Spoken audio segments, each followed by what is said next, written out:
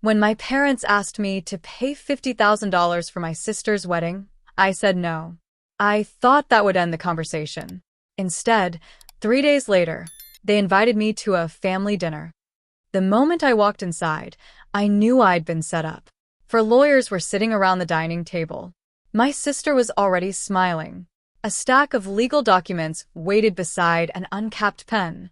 Then my father looked me straight in the eyes and said, "You'll either sign these tonight, or you'll never be part of this family again." They believed I was trapped. They were disastrously wrong. My name is Emma Carter, and I'm 34 years old. If you'd asked me a year ago what the hardest part of my life was, I would have said building my business from scratch. I would have been wrong. The hardest part was spending 34 years trying to earn love from people who had already decided I would always come second. My younger sister, Lily, was the golden child. If she wanted something, my parents found a way to give it to her. When she crashed Dad's car at 19, they bought her a newer one. When she quit 3 jobs in a single year, they called her free-spirited. But every mistake I made, even the smallest one, became a family lecture about responsibility. So when Lily announced she was planning a luxury wedding with a price tag that made everyone around the table fall silent, I wasn't surprised when my parents looked at me instead of her fiancé. "Emma," my mother said with a smile that already felt like a demand, "you're doing so well now. Family helps family." I laughed because I honestly thought she was joking. She wasn't. Over the next several weeks, the phone calls never stopped. My father reminded me how much they'd sacrificed raising me. My mother called me selfish for refusing to help my only sister. Even Lily joined in, telling me that successful people should be generous. The amount kept coming up. $50,000. Not a loan. Not an investment. A gift. I calmly told them no every single time. That's when their tone changed. 3 days later, my mother called sounding strangely cheerful. "Let's stop fighting," she said warmly. "Come over Sunday. Just a quiet family dinner. We'll work everything out together." Something about her voice made the hairs on the back of my neck stand up. I should have trusted that feeling. Sunday evening arrived, and despite every instinct telling me to stay home, I drove to my parents' house. The moment I stepped through the front door, I knew this wasn't a family dinner. The dining room table wasn't covered with food. It was covered with paperwork. 4 men and women in expensive business suits sat around the table, each with a leather briefcase, legal pads, and neatly organized folders. One of them adjusted his glasses and glanced at me like he'd been waiting for my arrival all afternoon. I stopped walking. "What is this?" My mother smiled as though everything was perfectly normal.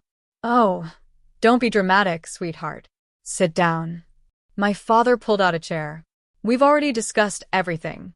This won't take long."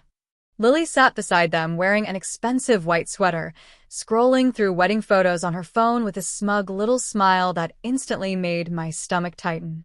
One of the attorneys slid a thick stack of documents across the polished table toward me.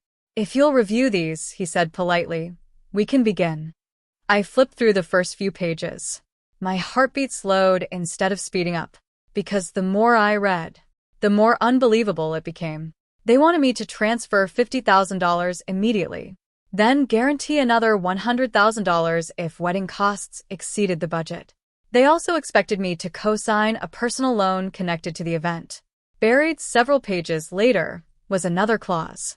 I would permanently waive any future claim to certain family assets if I refused additional financial requests.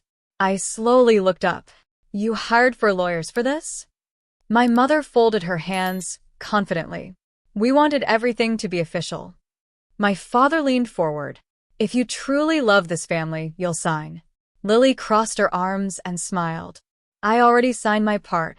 One attorney uncapped his pen and placed it beside the papers.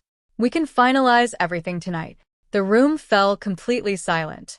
I looked around the table, then quietly reached beneath it. Without saying a single word, I unlocked my phone and sent one very short text. "It's time." I locked my phone, placed it face down beside the documents, and looked back at my parents. Nobody noticed. They were too busy watching me, waiting for me to break. My mother pushed the papers a little closer. "Go ahead, Emma. The lawyers have another appointment after this." I gave her a small smile. I think we should wait another minute. My father frowned. For what?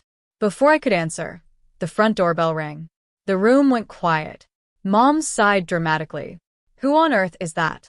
I invited someone, I said calmly. Every head turned toward me. You what? Lily snapped. Dad walked to the front door, muttering under his breath. A few seconds later, I heard the door open, followed by complete silence. Then footsteps. When my father walked back into the dining room, his face had completely changed. Standing beside him was my husband, Daniel Carter. He wasn't carrying flowers. He wasn't carrying dinner. He was carrying a slim black leather briefcase. Lily stared at him in confusion. I thought he worked in finance. Daniel smiled politely. I used to. He set the briefcase on the table and shook hands with each attorney one by one. Something shifted immediately. The confident expressions I'd walked into were suddenly replaced with cautious ones. One of the lawyers looked at Daniel twice before quietly saying, Daniel Carter? Carter and Reynolds. Daniel nodded. That's right. The attorney leaned back in his chair. I've read several of your partnership cases. My mother's confident smile disappeared. She looked from Daniel to me. What exactly is this supposed to mean? It means, I answered. I didn't come here alone. Daniel opened the folder they had prepared for me and began turning the pages without saying a word. He didn't rush. He didn't argue. He simply read. Then he stopped on page 6. His eyes narrowed slightly. He flipped to page 11. Then page 18. Finally, he looked up at the 4 attorneys. I'm curious, he said evenly. Which one of you drafted these clauses? No one answered. For the first time that evening, the people who thought they had all the power suddenly looked uncomfortable. The silence stretched for several long seconds. Daniel calmly closed the folder, folded his hands on the table, and looked around the room. I'll ask again, he said. Which one of you prepared these documents? The oldest attorney cleared his throat. My firm assembled them. Daniel gave a polite nod. I was hoping you'd say that. He opened his own briefcase and placed a yellow legal pad beside their paperwork. Let's start with page 6. He tapped the paragraph with his pen. This clause makes Emma responsible for any future wedding-related expenses without establishing a maximum financial limit. The attorney frowned. It's broadly written. Exactly, Daniel replied. Broad enough that she could be held responsible for costs that haven't even been imagined yet. He turned another page. Page 11. This section attempts to make her personally responsible for a loan she receives absolutely no benefit from. My father shifted uncomfortably in his chair. Daniel continued without raising his voice. And page 18. He slid the papers toward the attorneys. This language pressures her to surrender potential financial rights while signing under immediate family pressure, without independent legal representation. One of the younger lawyers slowly removed his glasses. I wasn't aware these provisions were included. Another attorney quietly flipped through the packet again before looking at the first lawyer. We should probably stop this meeting. Lily shot to her feet. This is ridiculous. She's my sister. Family is supposed to help. I looked directly at her. Family doesn't demand loyalty with contracts. My mother slammed her hand onto the table. We only wanted everyone committed. No, I answered calmly. You wanted one person financially trapped. Daniel closed the folder. No court likes agreements signed under emotional pressure, especially when one side is isolated and the other arrives with multiple attorneys. Nobody argued. Nobody could. For the first time in my life, my parents weren't controlling the conversation.